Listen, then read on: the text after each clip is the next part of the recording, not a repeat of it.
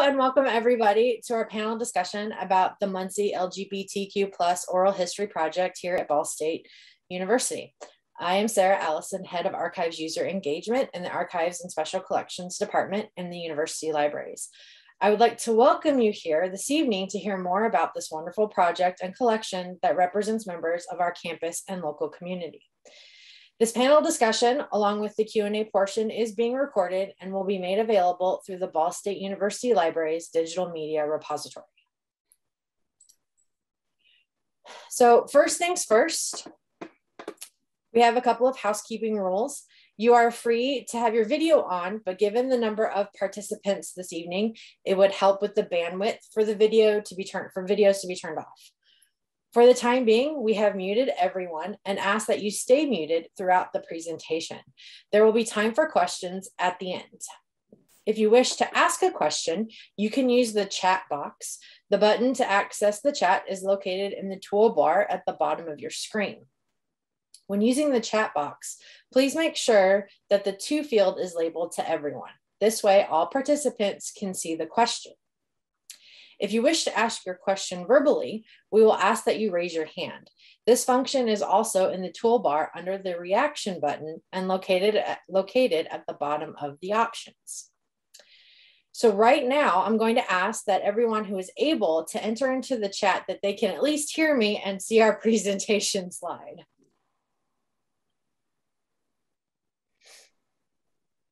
Oh, good. Okay.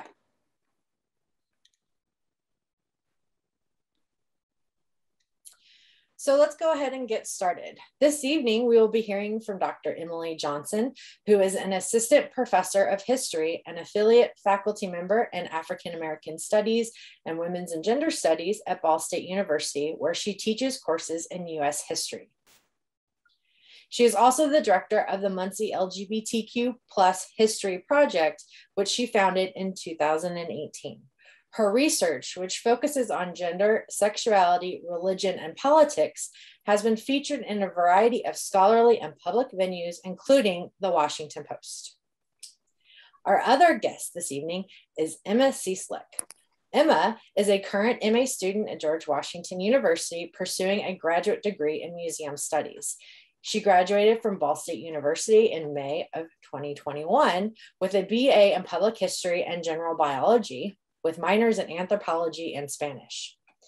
She is interested in museum spaces and public history projects focused on highlighting and documenting the history of the LGBTQ plus communities.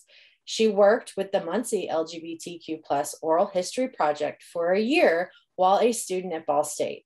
First as a student in Dr. Emily Johnson's oral history workshop class in spring of 2020, and then as an honors undergraduate fellow in spring 2021. So please give them a virtual round of applause.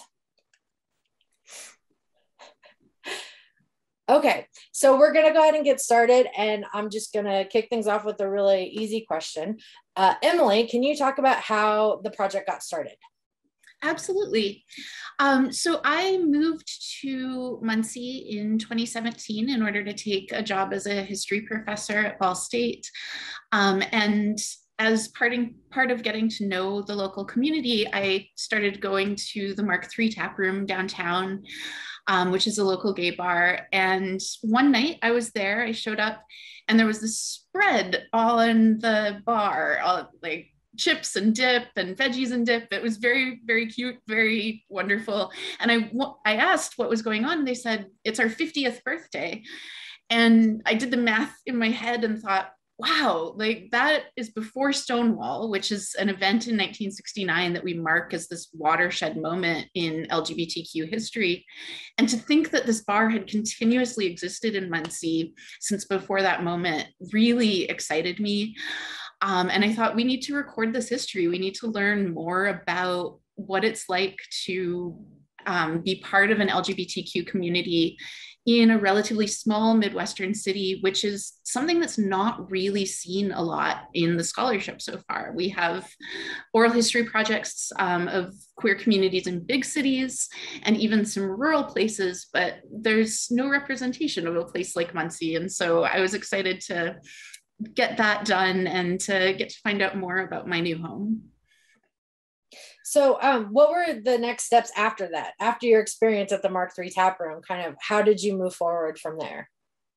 Yeah, so I had worked on oral history projects before, but not starting my own oral history project.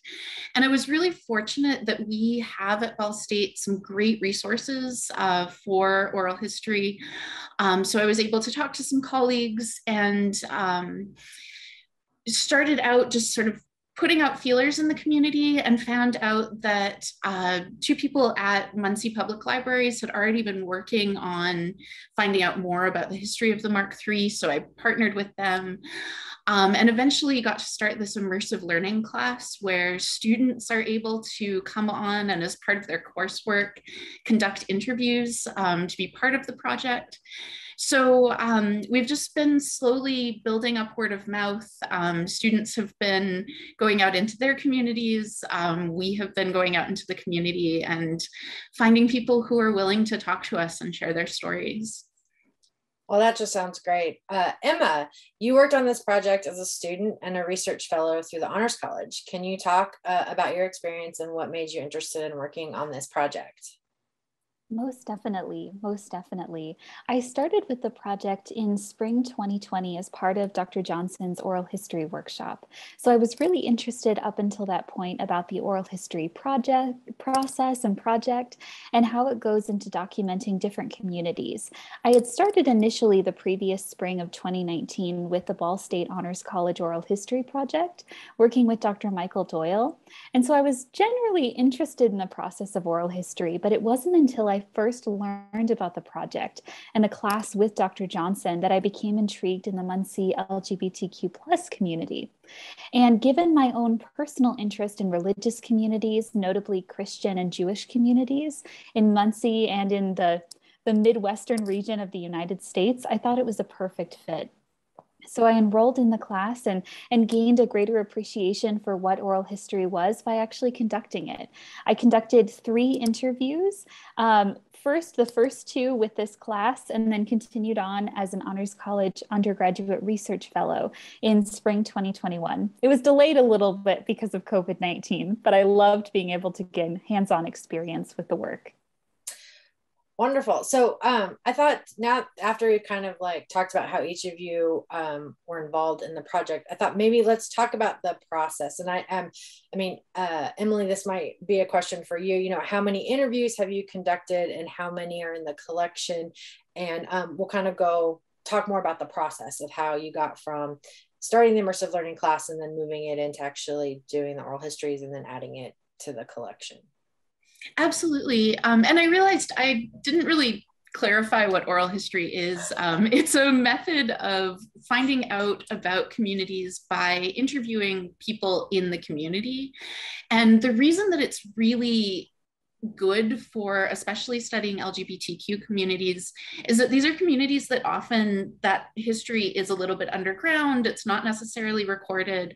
And the best way to find out about it is often not through looking at newspapers or other kind of traditional historical sources, but talking to people in the community. So we have in the collection now 18 interviews. We have 14 more planned for this semester because I'm teaching that immersive learning class again with 14 students who will each conduct their own interviews. Of the 18 interviews that we currently have in the collection, Emma conducted 10 of them. She was really an amazing help to the project, and I'm so happy to have been able to work with her. And we're always looking for more people to interview. We're hoping to be able to get the widest breadth of people involved in the community in order to really understand the diversity of the community. So Emma, do you want to talk a little bit more about your direct experience? Emily said that, you know, out of the 18 that you did, what, 10 of those? Was that I heard 10 of those? Do you want to go ahead and kind of talk about your experience, your direct experience? Most definitely, most definitely.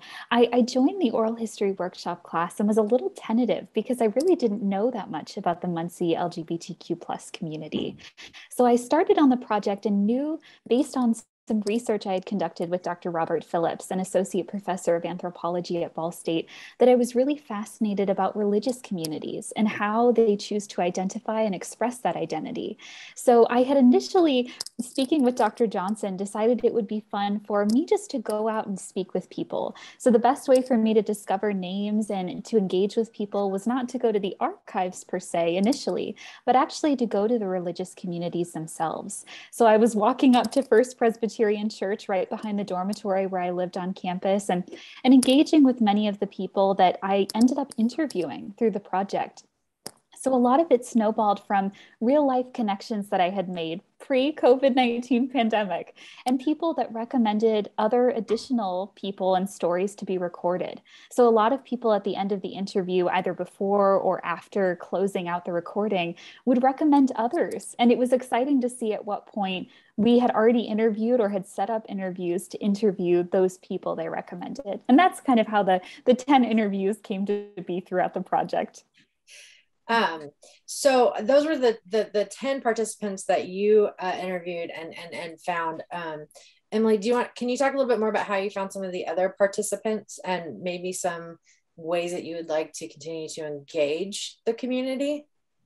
Absolutely. So some of those other participants were people that had been interviewed by students in the immersive learning class. And one of the great things about that class is that students come from different backgrounds and are able to get access to different parts of the community that I might not be able to by myself if I was the only researcher. But I have also found people partly through personal connections, and then that snowball method that Emma was talking about of interviewing the people that they tell us to interview. And this past summer, we also put up a website, which is muncielgbtqhistory.org. And there's a contact form on the website. Thank you. It is in the chat now. There's a contact form on that website where you can get in touch with us to either ask questions or to say that you would be interested in being interviewed. And so we've had people contact us through that as well. And if anybody who is here watching thinks that they might like to give us an interview, that's a great way to get in touch, and we would love to hear from you. Okay. So given the subject matter, were there discussions about the use of possibly embargo or autonomy for participants of this project? And that's really kind of a question for both of you, or Emily. Open forum, go for it. Yeah, so with oral history interviews, we're really aware that we are asking people about their personal information and that they might not want that to be publicly available immediately. So it's a pretty common practice to put an embargo on an interview, which just means that it won't be released to the public for 5 years or 10 years or whatever amount of time. And I really expected people to want to put embargoes on their interviews. We are set up for that if that's what interviewees want. And I've been surprised that so far nobody has asked for that people have been not only so generous with their time, but also just really excited to have those stories immediately available to people who are interested in researching the community, but if you are interested in an interview and would like to put an embargo on it, you absolutely can. Emma, did you want to add anything to that? Most definitely.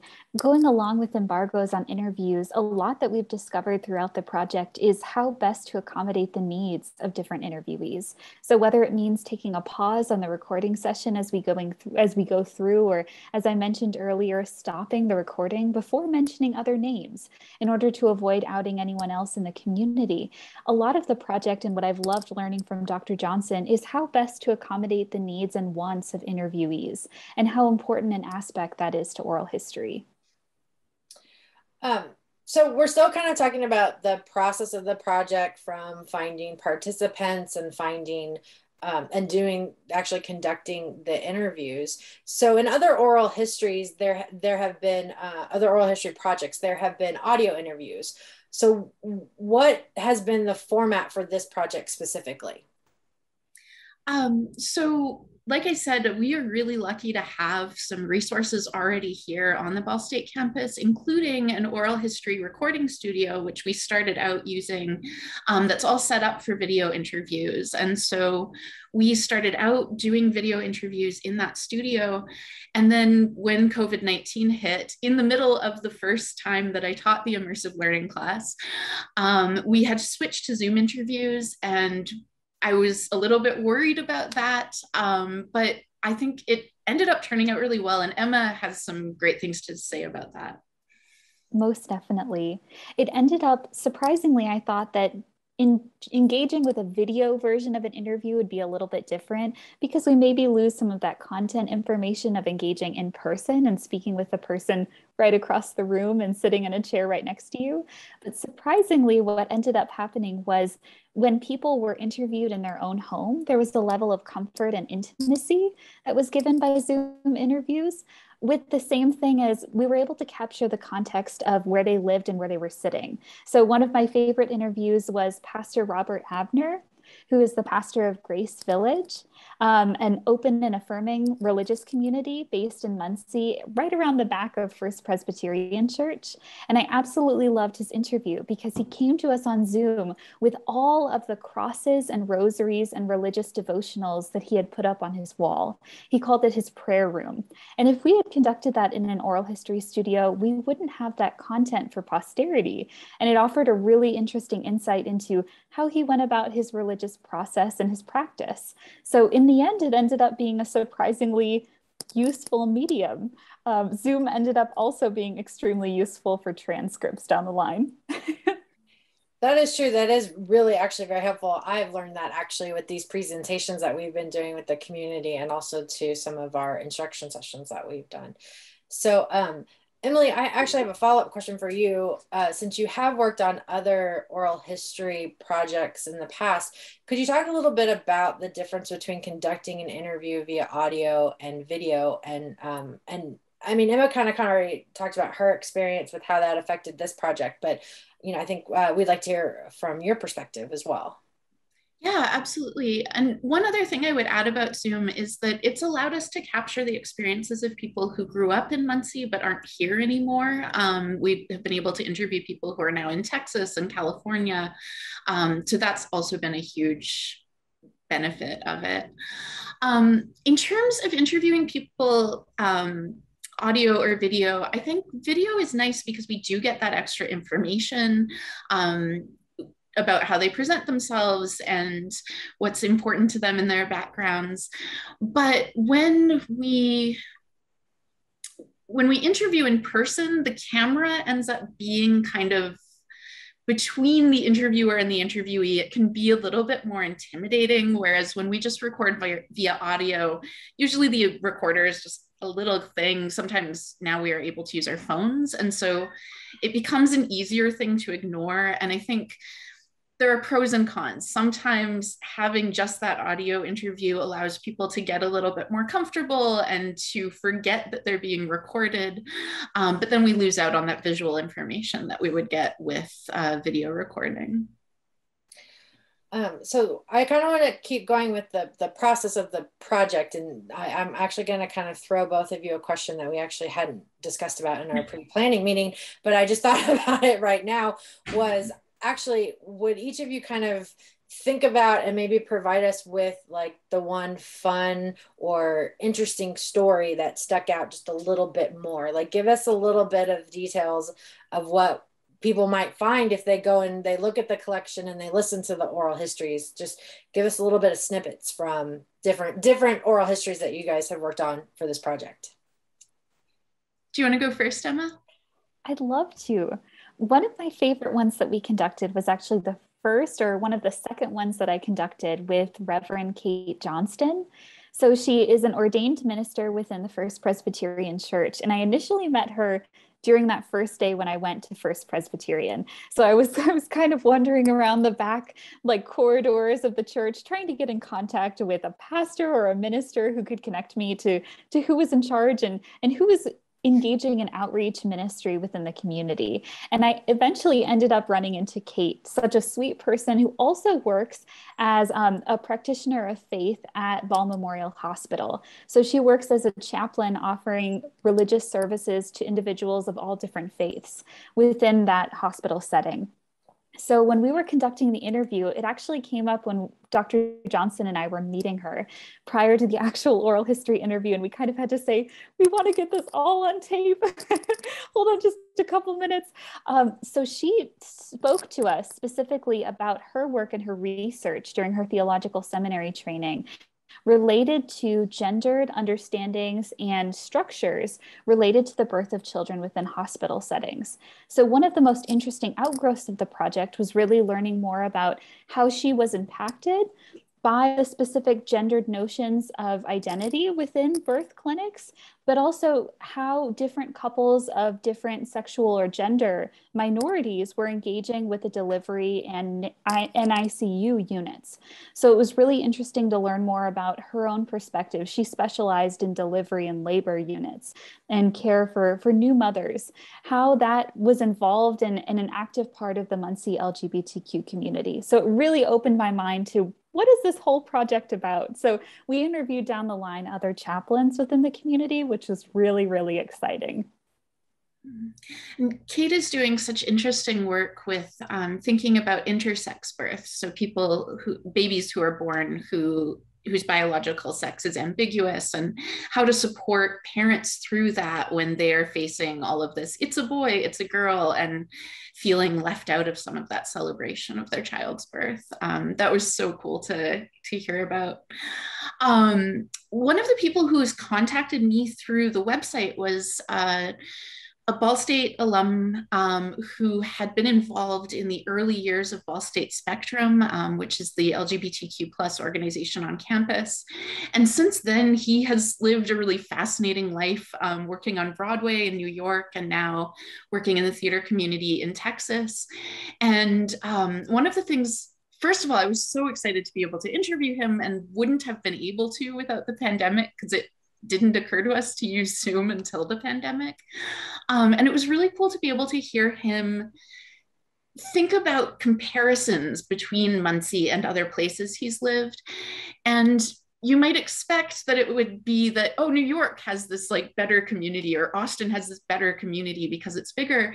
And he was really able to get into some of the ways in which smaller communities can feel more intimate and have kinds of benefits that we might not think about as compared to bigger communities where we think about there being a lot of openness for LGBTQ people.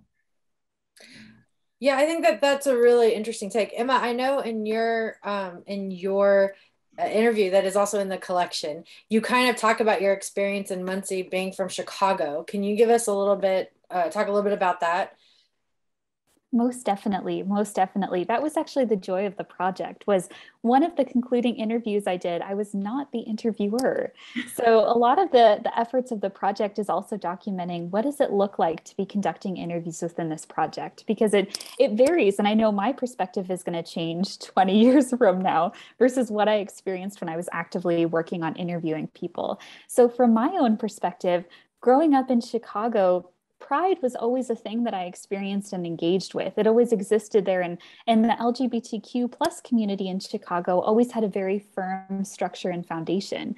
So I expected it to be there when I was growing up and knew that it was there for people within the community. But coming to Muncie, one thing that surprised me was just how vibrant and alive this community is here, and how much structure exists for people, either at the Mark III tap room. I know Laura Janney is on the call today. A lot of the work that she does with Muncie Outreach, and all of the different resources and networking that exists within the community. So it really just surprised me how communities exist everywhere, but they're adapted to the needs of the people that make them up. So it was surprising, but also wonderful to discover. I like this too about, so in my role in the archives, I have always looked at oral history projects, especially the ones that are done through programs at Ball State, to also be this avenue to collect individual stories, to have people have the ability to have their voices heard. But there is also this other component that's more about actual research. And I know Emily is really kind of interested in that as well. And so is Emma.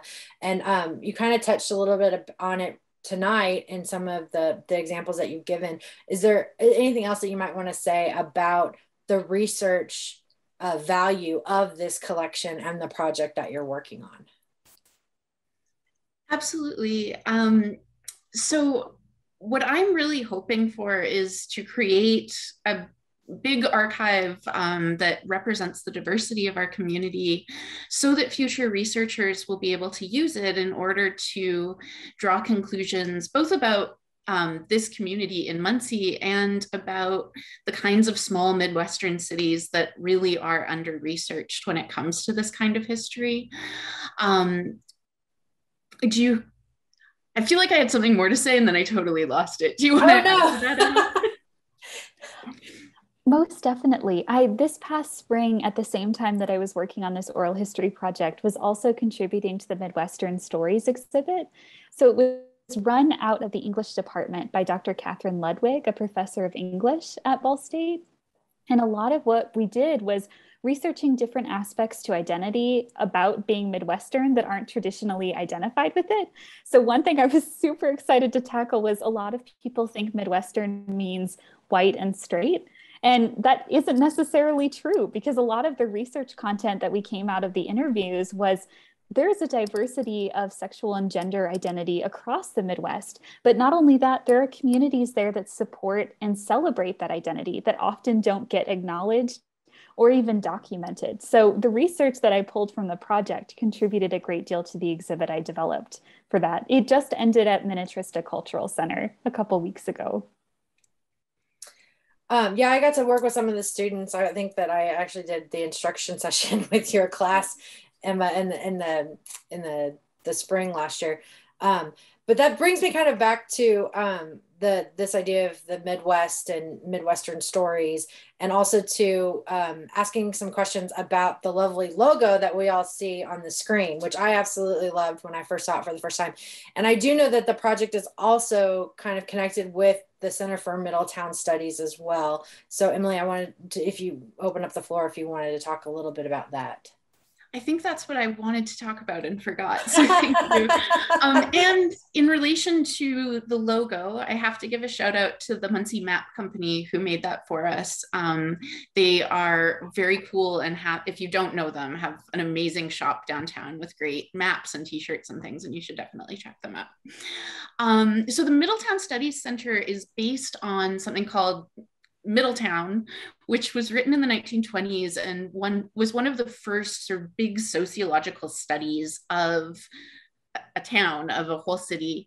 And because that was based in Muncie, it was given the pseudonym of Middletown, but because it was based in Muncie, there's been this history of coming back to Muncie to study trends that are happening in the Midwest, in the Rust Belt.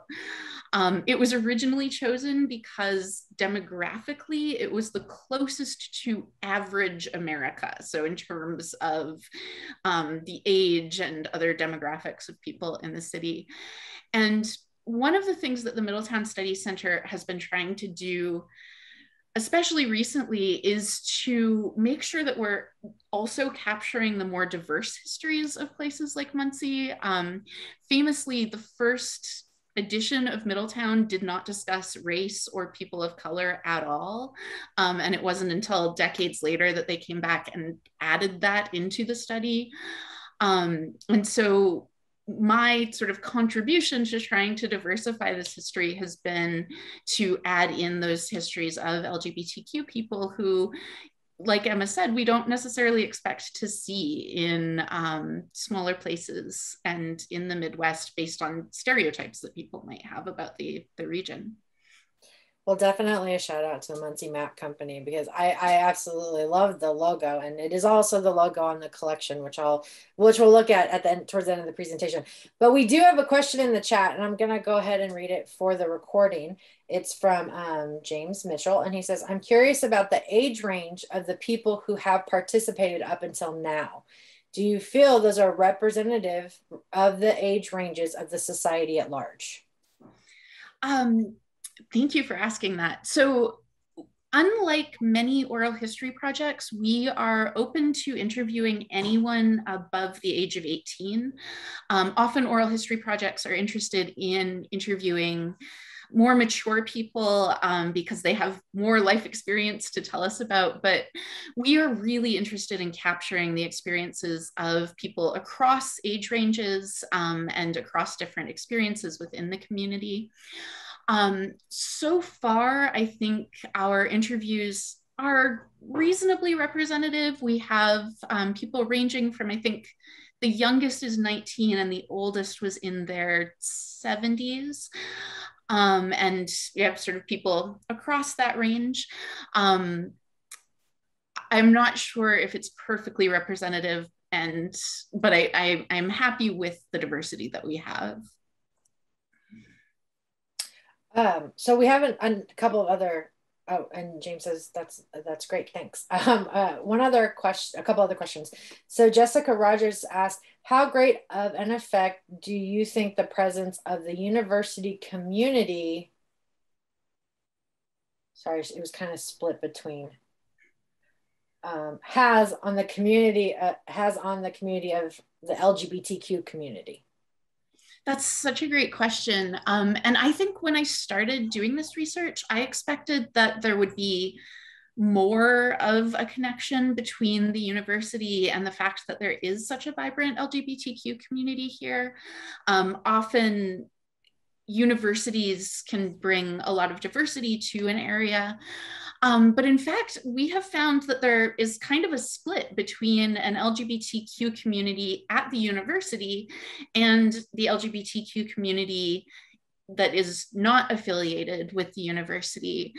Muncie, as many of you probably know, and as some of you might not, Muncie was kind of a boomtown for a long time and was much, much bigger in the 70s and 80s than it is now.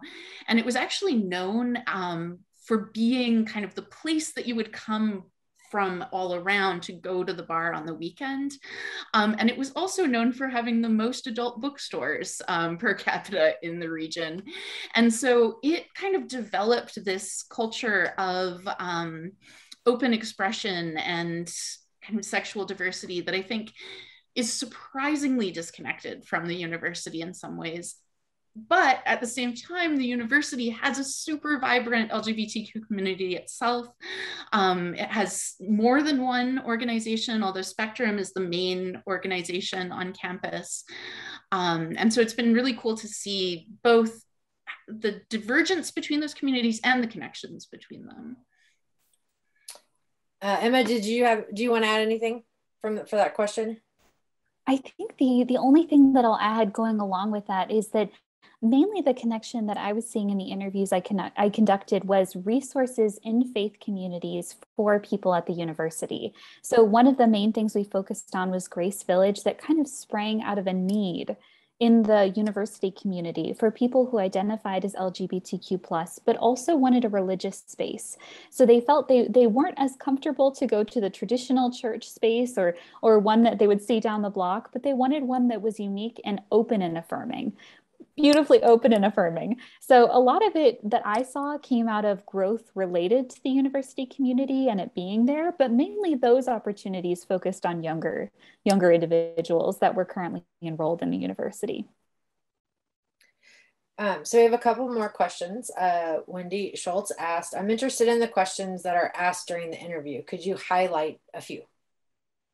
Yeah, so we do something that's called a life interview where we're not focusing on just a particular event in a person's life, which is something that some oral history projects do, but instead we're interested in just having the person narrate their whole life within reason. So we ask them to sort of start at the beginning and to reflect on what it's been like for them to be an LGBTQ person in this area. We start by asking about what their identity is and how they came to that identity, how that's changed over time. And then we ask them to reflect on their experiences in Muncie, as well as to make comparisons if they've lived other places, or to just sort of reflect philosophically about what they think is unique or interesting about being LGBTQ in Muncie. Is that, what else, Emma? That definitely highlights most, like almost all of the questions that we were asked. And a lot of them spring about in the interview itself. So there are some spaces where, given my interest in religion, some people wanted to talk about what impact had religion on your sexuality growing up. So a great deal was digging into how did that affect your childhood and where you grew up? But also at the same time, how did place affect that? Did you grow up in Muncie or did you come to that place? And how do you compare the two? So just like you said, a lot of it just goes through life and springs up about what is relevant to the interviewer, but also what the interviewee wants to discuss and highlight. And because our focus right now is on building an archive more than creating some kind of publication, we've been able to be a little bit more capacious in our interviewing. We aren't as focused maybe on getting parallel interviews from everyone as we are just interested in collecting the stories that they want to tell us. And so that has been kind of a different approach than I think some other projects take. Wonderful. So we're kind of about halfway through, or a little close to halfway through. If other people have questions they want to start adding into the chat, that would be great. One of the things I thought that we would kind of end on as part of the Q&A between the three of us is kind of the future direction for the project. So, I mean, the big question for me is, Emma, are you going to continue to participate in this project now that you have graduated from Ball State? Most definitely. I say it jokingly, but I definitely don't want to be rid of Ball State that easily. I'll be working with Dr. Emily Johnson this fall. We're presenting our work at the Oral History Association. So just today, filling out material and getting things ready that we can present this to the wider oral history community. So we can not only discuss what this project is, but also how the COVID-19 pandemic has affected collecting efforts. And then also moving on that, I know Dr. Johnson and I are hoping maybe down the line to shift this into a publication, because just as you said, Sarah, there's so much research material and content that came out of the interviews and the style that they were conducted. And just want to make sure that those can impact similar oral history projects happening in small to medium-sized communities anywhere, especially in the Midwest. I had been joking that I was going to try and undermine Emma's graduation so that I could keep her here forever. And I did not do that, but I am really excited that she is continuing to work on the project. And as far as my continued work on the project, I plan to keep doing this as long as I am here. I teach the immersive learning class every 2 years. So for any students who are potentially interested in taking it. And I am working on other research alongside this, so I don't have the pressure to end the project in order to produce publications from it. I'm producing publications on other research. And so I can take this kind of at a relaxed pace and just hopefully collect as many stories as people want to give us over the next several years. I tried to think about how long I think it will be till I retire, but I'm not sure. At least 3 decades.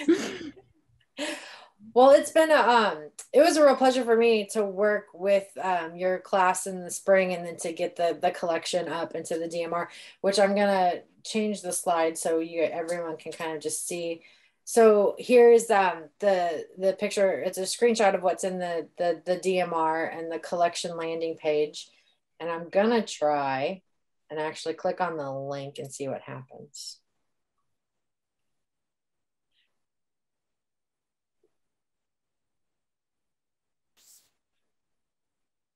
I don't know, you guys can't see it, huh? No. Well, let me see if I stop sharing and share again. 1 second. There we go. So this is actually the collection landing page. It's in the DMR, and all of the oral histories that they have that the class had worked on are publicly available. You could do a search up here in the search box, or what I always like to do is click browse, because I like to browse through the collection, and they're all listed here. You can click on them. They also have transcripts, and they're available through YouTube as well. So like I said, I was really excited to work on this project with Emily and her class, and I've worked with Emma on other projects as well, and she's just an absolutely fantastic individual to have as a supporter of Ball State and the projects that we do. So I just kind of want to end out before we move on to the Q&A, that I just wanted to, like I said, highlight the collection, and also just say thank you for working with the library and the archives as well to make these resources available, and to make content from our community visible and people's stories to be heard. So with that, let me jump in and say thank you to you as well. I mean, this project would not go as smoothly and would not be as much fun to work on if you hadn't jumped in right away to be so supportive of it. And I'm so glad that we were able to do that together. Well, thanks. That was really nice. We did not plan this, people. I swear. This is all, you know, just a nice little moment. So we're going to go ahead, or I'm going to go ahead and open up the Q&A. If anyone else has any additional questions, please feel free to ask. If no one has any questions, I think that, you know, if Emily and Emma want to kind of just talk a little bit more about something fun or interesting about the project, or what worked, what didn't work. I mean, we could talk about that too, but I really wanted to make sure to have an opportunity for our participants today to ask some more questions. So everyone, Q&A time. People can ask questions. Oh, it doesn't look like we're getting any just yet. Oh, wait. Oh. We have one from Jen De Silva. Can you tell us about this community prior to the Mark III tap room? Yes and no. It has been hard to find information that goes back before 1968 on the community, which is when the Mark III opened. We know that there were earlier gay bars in the city, and there were places that were not dedicated gay bars, but that had nights where they sort of became gay bars, or where they hosted drag evenings. And a lot of that is just coming to us sort of through accounts of people who heard it from other people, but who didn't necessarily live through that era, which highlights one of the problems with oral history, which is that we can only talk to the people who are still here. And so we can't always go back as far as we want to. It does seem though like there were really vibrant spaces, and we're so eager to find out more about that, but we don't have as much information now as we wish we did. James Mitchell asks again, I think it's interesting at how perceptions of LGBTQ people have changed over time. What did you hear from the people of different generations? Emma? Do you want to say more? Sure, I'd love to. That was one of the most interesting parts of the project. And it came especially with how we approached the interviews as well, because people of different generations within the LGBTQ plus community have different connotations for identifiers that they utilize themselves or don't feel comfortable utilizing. So I know throughout the interviews, a great number of young people were really excited to adopt and utilize the term queer. But people within the LGBTQ plus community who are more mature may not feel comfortable with that identifier, and that is completely okay. So one of the big changes and differences between generations was how people identify, as well as how they came out to the people around them, their chosen family, which we chose to emphasize through the interview. So that was one of the exciting things as well, was how we phrased that question, because it was interesting. We focused a lot on the chosen family, that people chose to identify with and surround themselves with. So it also helped us to connect to the larger LGBTQ plus community by phrasing that question, because there are many supporters throughout the community that helped people to feel comfortable with themselves and how they identify. And we made sure that we can also trace those back and record and document those for historical sake.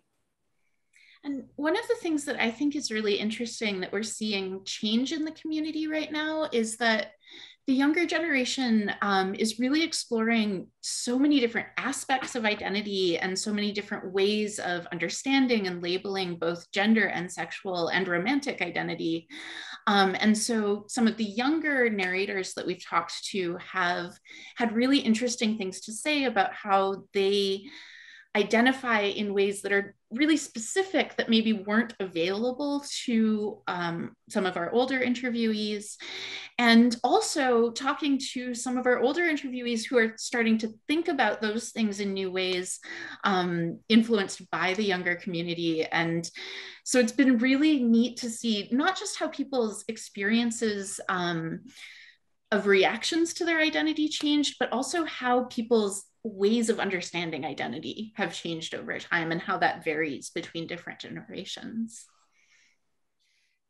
So James Mitchell also asked too, are you familiar with the Facing Project? And I actually will answer that question because yes, I am. And there's actually a collection in the DMR of that. He's talking about, there's a book about local stories available. And actually we have all of the stories that they did and published. And so they're available in the DMR as well.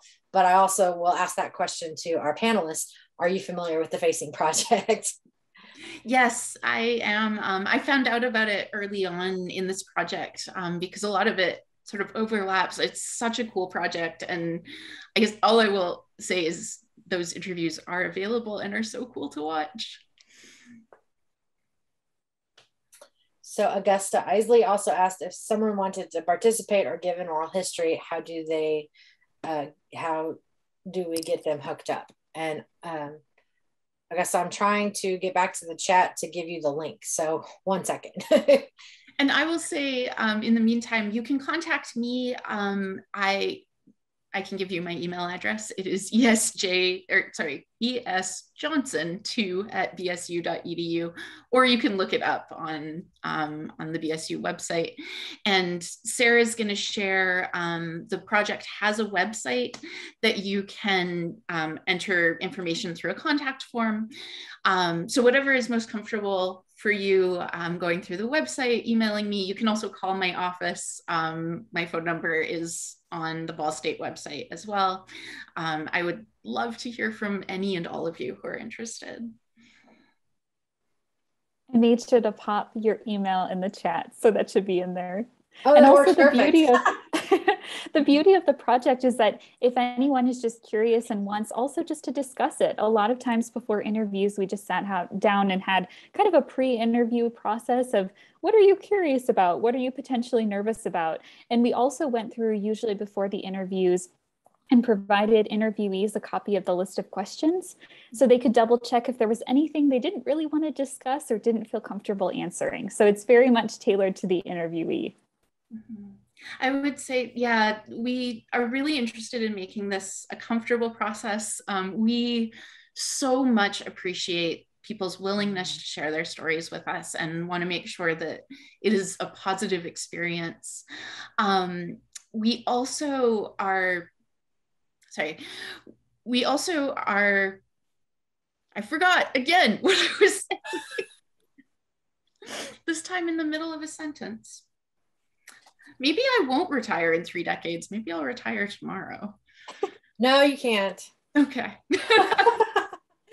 Does anyone else have any other questions? Is there anybody? Go ahead, Emily. I remembered. Okay. We are also we're really interested in interviewing anyone who thinks that they might have something to add to the project. Emma mentioned we've interviewed straight allies as well as members of the LGBTQ plus community.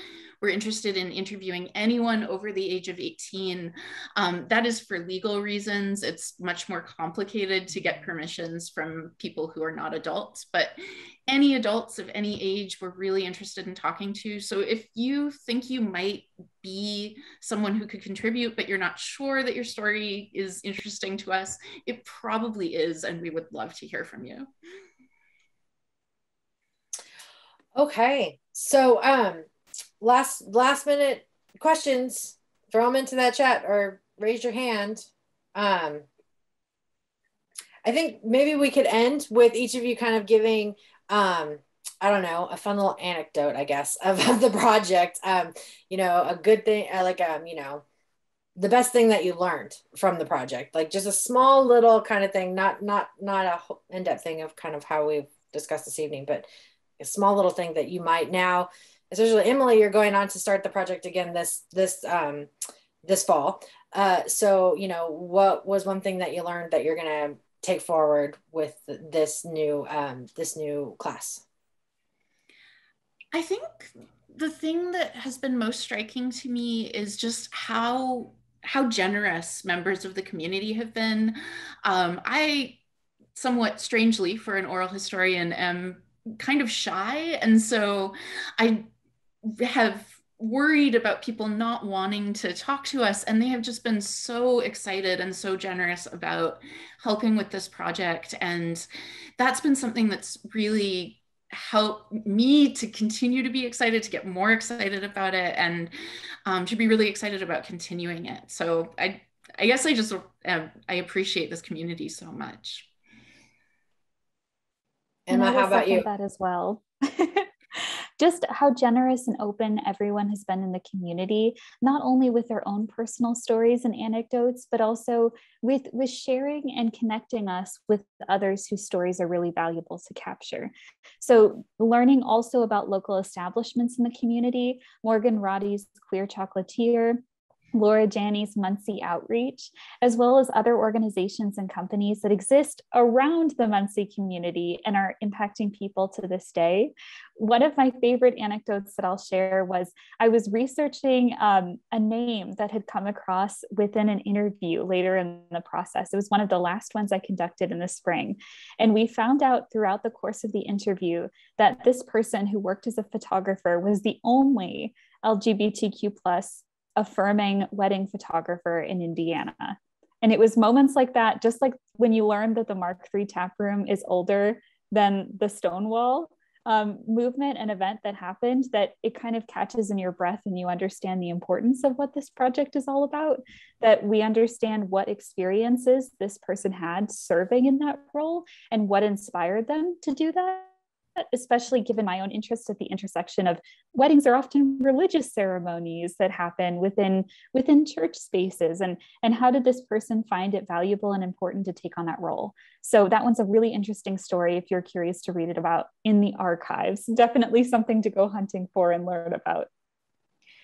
All right, well, I think that that's a great place to end. We don't have any more questions in the chat. I again want to thank both of you for taking the time to join us this evening. And thank you for everyone who participated and joined us and asked questions. Again, the collection is available through the Ball State Digital Media Repository, and it is available to the public with anyone with an internet access.